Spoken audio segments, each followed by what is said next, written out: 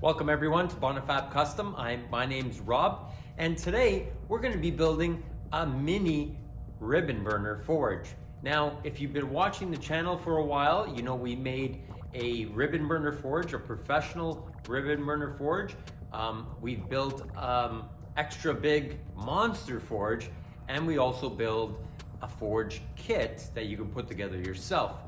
Now, the difference between this forge is we're making a more efficient ribbon burner. It's smaller, so it needs less gas to heat up to temperature, but it's still capable of forge welding Damascus.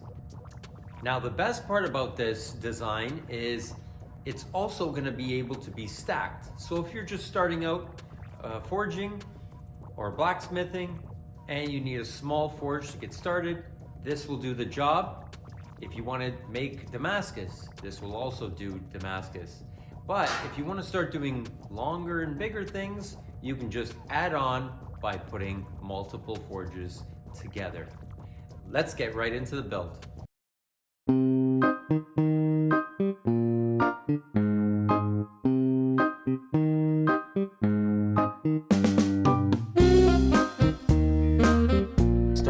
The body of the ribbon burner for this mini forge, I need some plate, and this is about 3 inches by 14.5 inches, and this is going to be part of the body of the ribbon burner. And then for the sides of the ribbon burner, I need some plate that is also 5 by 7 inches, and we're going to cut some angles on that. And then this part here, we're going to put a hole in it for the gas, actually for the air and gas to come in from, and we're going to do some bending so we can get it around the actual body of the ribbon burner. Now, as a baffle, I use 2 of them in this little mini ribbon burner, and what I use is this expanded metal. It's stainless steel. It doesn't necessarily have to be stainless, but I have it available, so I use this stainless for it. One piece is about 4 inches and the other one is about 10, and the one that's 10 gets bent a little bit, and this is what's going to help hold this to the concrete or the refractory cement that we're going to put with the holes. So let's get some lines drawn up on this and some angles cut on the sides, and we'll start putting this together. So you can see here, this is the segments of what we're bending to get it around the ribbon burner. And this is the angles we're going to be shearing off of here. I have a shear, so I'm going to use it, but you can cut this with an angle grinder or anything really.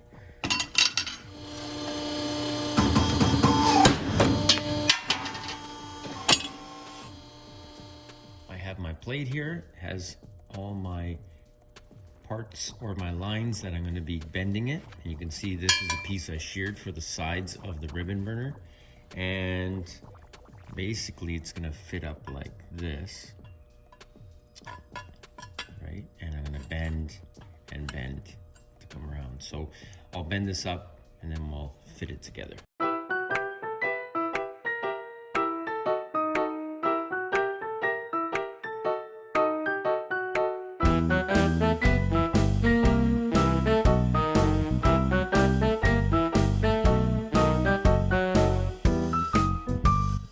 So now I'm going to start welding the top and bottom to that bent up piece I did. I start with tacking it together. Make sure I have a good fit.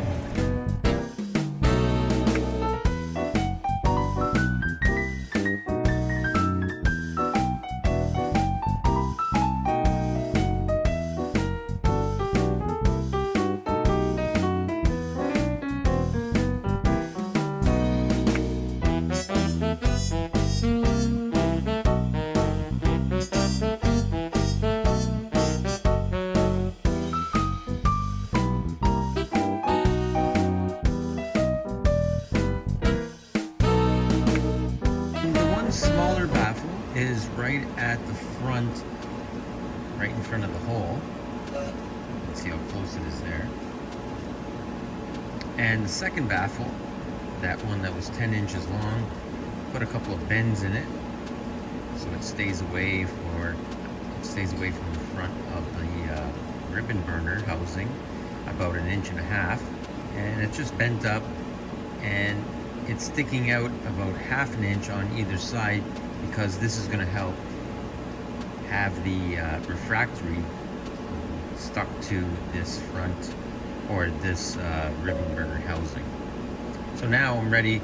I also added a couple of these flanges here, and they're about 1.5 inches long and 1 inch away from the bottom of the housing.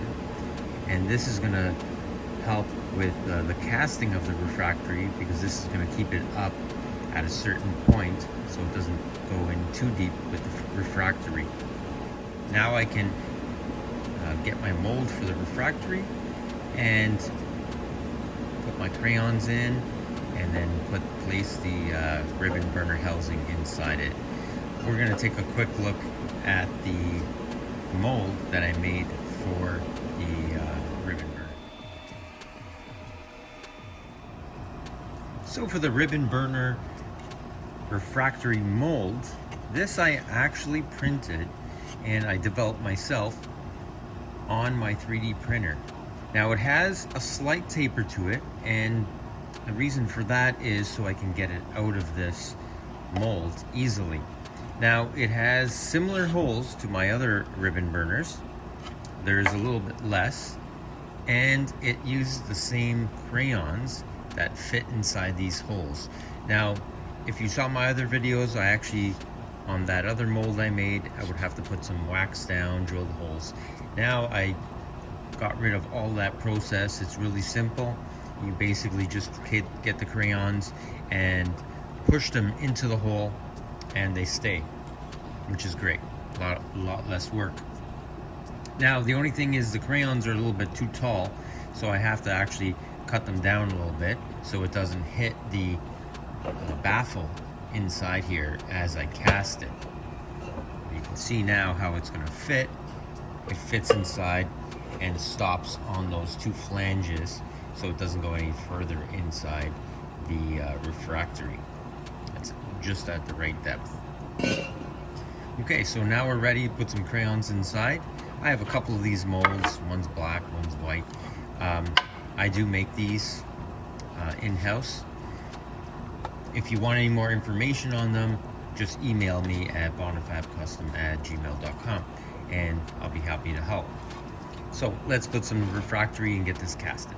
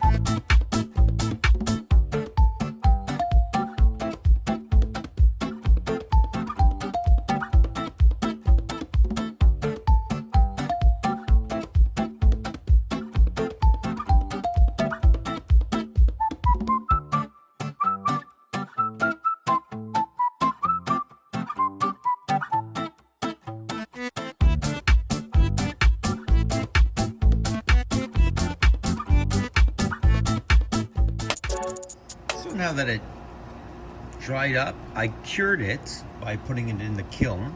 Now for these ones here, because I'm going to be making a production run of them, they will be already cured, and there won't be a need for a big break-in period. So now that this one I had in the kiln for a while, I painted with some graphite paint, and it's basically all ready to put into the ribbon burner. So next thing we're going to do is start building our ribbon burner. So now for the body of this mini ribbon burner forge, it's really composed of very few parts. I have a front and back that basically they're all made out of 2 by 1/4 inch flat bar, and the top and bottom are 10 inches long, and the 2 inside pieces are 5.5 inches long. Now, I welded them together. They could be made in one piece also, but I just find them simpler to make them like that. And I put these holes here, they're about 8 inches apart, for a reason, to be able to stack multiple forges together. Now, I gotta make a few, and I'm gonna see if that will work. I think it will. It'll just help with, if you have one small forge, you can do, you know, small things for it. If you want to do longer things, say some longer billets of Damascus or twist Damascus, things like that, you can add on to this forge and make it 20 inches or 30 inches or 40, whatever you want, in theory. I'm going to be testing that with making a few of these forges and then stacking them. So these are the front and back. We have 2 of them. And we have one bottom plate that is 6 3/4 by 9.5 inches. And that's 1/8 material also. And then we have 2 side plates that are made basically 9.5 inches by 9.5 inches. They're going to be welded on either side. And then basically the top of the forge is the ribbon burner. Now we're going to have a little bit of space. We're going to add a couple of pieces to close it in fully, but basically that top ribbon burner is, well, the top of the forge is the ribbon burner. Okay, so let's start putting these together. Also, it's only using 3 bricks. This is a bigger brick on the bottom, which is the, I think it's a 2.5 by 4.5 by 9, and then 2 half bricks, which are used on the sides of this ribbon burner. And then again, we have the top, which is the refractory, and the ribbon burner, all in one piece.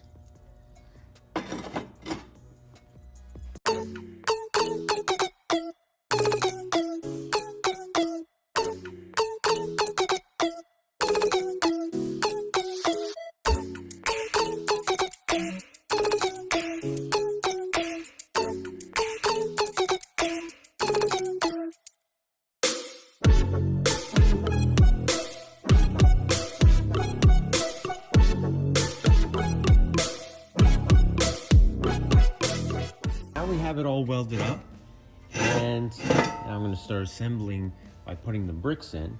And on the outside of those bricks, we're going to need some refractory cloth, and I use this ceramic type.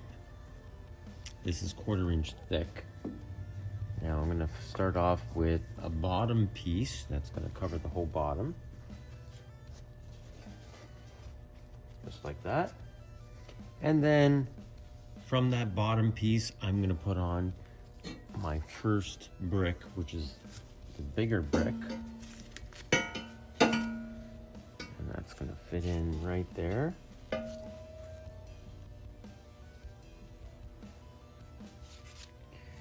Now I'm going to put a little bit of refractory cloth on the front of that brick. That's going to go on the front here, and on the other side, just like that.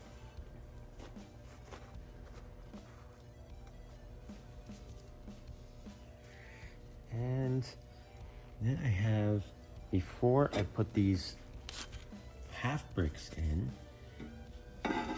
like that, I'm going to need some refractory cloth to take up that gap inside. So I'm just going to use this thicker wool, and I'm going to push that inside that gap. Now, before I put those side bricks in, I'm going to put another piece on both sides of refractory cloth, same 1/4 inch, and go like that. Now I can put my 2 side bricks in.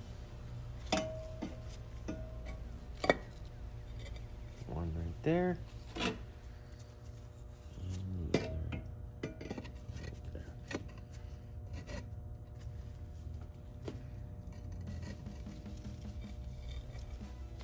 And I'm gonna put some cloth in there on the front and back because of the gap. And now you can see the top fits in like that, but we're gonna need to put some refractory cloth also on the bottom here and the front and back. Make sure it's a good tight fit. Put my forge ribbon burner, center that like that.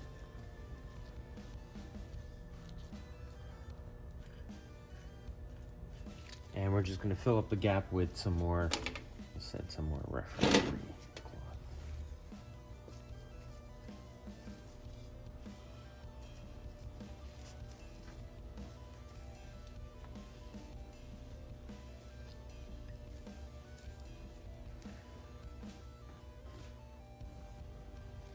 Now we're going to put some sheet metal on top, and we're going to actually weld this ribbon burner in. We're going to do a couple of welds on the front and back, and we're going to weld in these two plates that's going to kind of hold the whole thing together. Okay, so now I have my top plates on there. They're basically 1 3/4 by 10 inch pieces of 1/8 sheet metal, and I just have them clamped right now. I'm going to give it a weld on both sides of this ribbon burner, and then I'm going to give it some welds around to actually weld it to the body of the ribbon burner.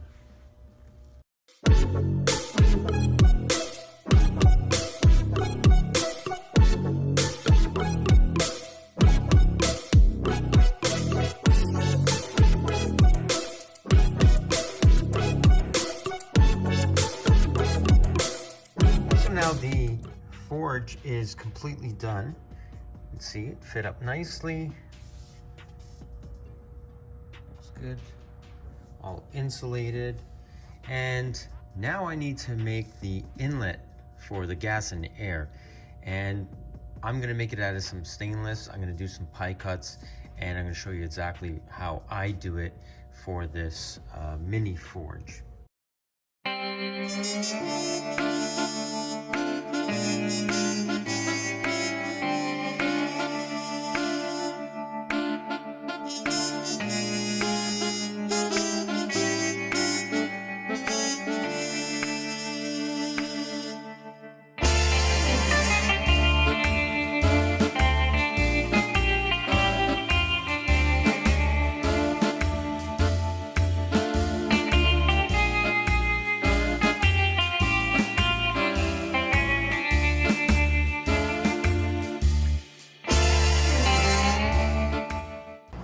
So now I have my inlet tube, which is going to have my jet here, and I have my bent up piece of stainless. Now I already turned up the jet that's going to be welded to the end of here, and it's a 62 thou 1/16 diameter jet for propane. And on the opposite side I have this barb that I just made, and it's going to get pressed in here, and then I'm going to weld it all the way around. Now, the reason I use stainless steel on the inlet tube, and also especially the longer gas tube, is because there's a lot of heat that comes out of the ribbon burner after it's shut off. So while it's running, because the propane's going through and the air, it doesn't really get hot. But after, especially if you don't remove it, it can have that heat soak. But stainless steel tends to not have heat go through it in this direction because of the way the molecules are lined up. It doesn't, the heat doesn't actually travel through lengthwise. it tends to stay in one spot. So that's why I have this long stainless tube. So if you have a rubber hose on the end of it, it's not going to burn up once your ribbon burner forge starts cooling down from 2,500 degrees. It's not going to, we have a barb on here and a rubber hose, not going to destroy it. And that's the reason why I use this stainless steel. Now it's almost the same reason why glass blowers use stainless steel rod, is because the glass is at over 1,000 degrees on one end, and they can safely blow on the other end without the heat traveling through the rod into their mouth. Okay, so let's weld this all up together and fit it to the ribbon burner.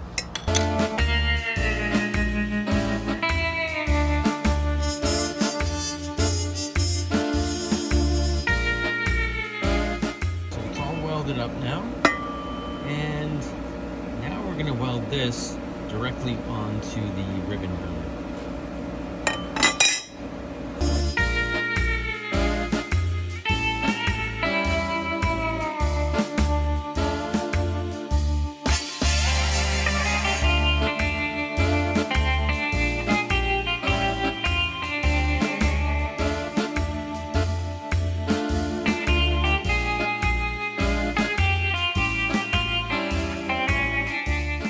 Okay, so I have it hooked up to the vacuum right now and a propane. So let's start it up. I'm gonna turn on the vacuum first, then the propane, while igniting it with a torch.